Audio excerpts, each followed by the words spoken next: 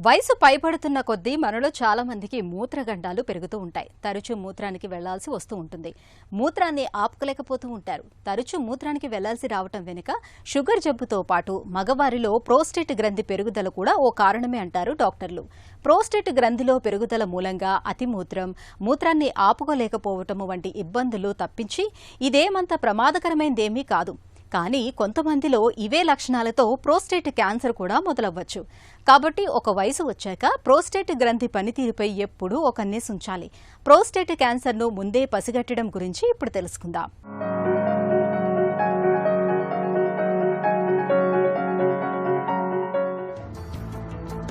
Prostate cancer జీవితపు ఆఖరి మజిలీలో పురుషుల పాలిట ప్రాణాంతకంగా పరిణమిస్తూ ఉంటుంది.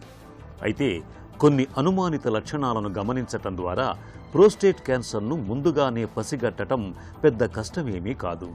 తరచూ మూత్రానికి వెళ్లాల్సి వస్తున్నప్పుడు, మూత్ర విసర్జనలో మంట, మూత్ర విసర్జనకు చాలాసేపు పట్టడం, రాత్రి వేళల్లో ఎక్కువసార్లు మూత్ర విసర్జనకు లేవాల్సి రావటం, ధార తగ్గటం, మలి వయసులో ఇవన్నీ ప్రోస్టేట్ గ్రంథిలో అనారోగ్యాన్ని పట్టి చెప్పే అనుమానిత లక్షణాలు.